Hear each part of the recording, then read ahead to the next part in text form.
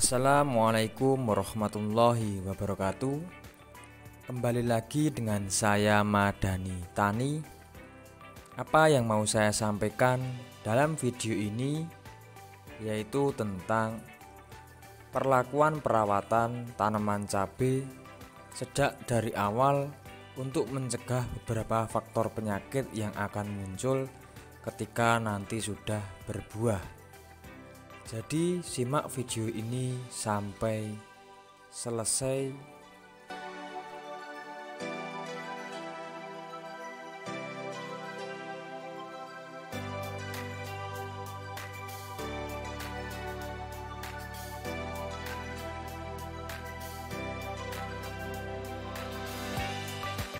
Baik sahabat petani semua, seperti biasa sebelum kita masuk dalam konteks pembahasan tentang budidaya tanaman cabai, alangkah lebih baiknya kita simak dulu kondisi tanaman yang ada di lahan ini.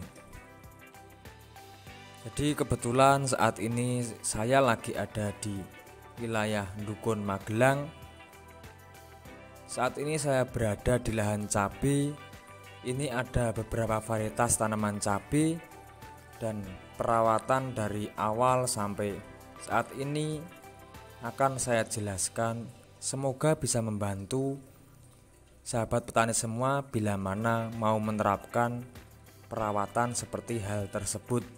Yang pertama terkait benih, ini menggunakan cabai rawit Gurga semi merunduk yang bermerek Ori 212. Dan yang kedua menggunakan benih Pakem 21, yang ketiga menggunakan benih Poniran dari perusahaan Halbanero.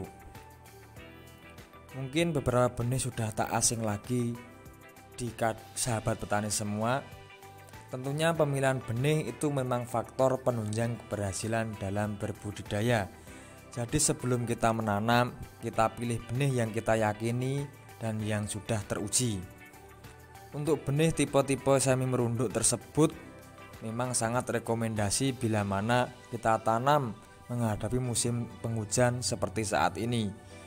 Di samping buahnya yang tebal, dia memiliki tahan simpan, serta untuk virus bule juga sangat minim. Bisa kita lihat yang bule cuman ada beberapa tanaman saja.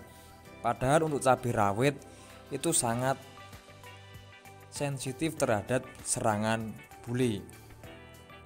Yang kedua tentang perawatan pengocoran. Untuk tanaman tersebut saat ini baru dikocor 1 kali menggunakan DAP Ultradap dan humid acid. Kenapa menggunakan DAP Ultradap? Karena dalam DAP Ultradap itu unsur fosfatnya tinggi dan unsur nitrat nitrogennya itu sangat rendah. Dan untuk yang ketiga yaitu perlakuan penyemprotan secara rutin. Untuk penyemprotan secara rutin itu idealnya 4-5 hari untuk pencegahan atau pemupukan. Karena di saat musim sekarang banyak hujan, tentunya kita harus melakukan penyemprotan secara rutin menggunakan fungisida maupun pupuk yang kalau bisa menghindari pupuk yang unsur nitrogennya tinggi. Kenapa harus menghindari unsur nitrogen tinggi? Karena di saat musim penghujan itu sudah terpenuhi unsur nitrogen dari air hujan tersebut. Kalau tanaman cabai terlalu banyak unsur nitrogen, itu memang pertumbuhannya bisa vigor, tanaman bisa subur. Namun daya tahan tanaman tersebut bisa dibilang sangat minim atau sangat rawan. Biasanya di saat musim penghujan itu banyak yang terjadi layu, busuk batang maupun patek. Dan untuk mencegah, di samping mengurangi unsur nitrogen yang tinggi, kita juga perlu melakukan penyemprotan dengan menggunakan unsur kalsium.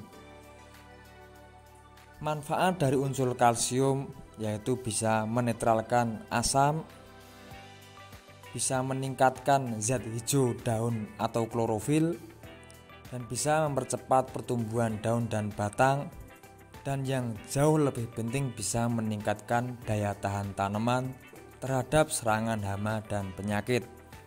Karena dengan kalsium yang cukup, kulit daun ataupun batang tanaman tersebut jauh lebih tebal dan jauh lebih kuat. Jadi beberapa manfaat kalsium itu memang sangat penting untuk sahabat petani yang jarang menggunakan kalsium. Bila menghadapi musim penghujan seperti saat ini, alangkah lebih baiknya kita sering gunakan dalam tempo waktu selang-seling 3 kali penyemprotan pupuk atau fungisida. Biasanya nanti 1 kali menggunakan kalsium secara tunggal itu jauh lebih baik.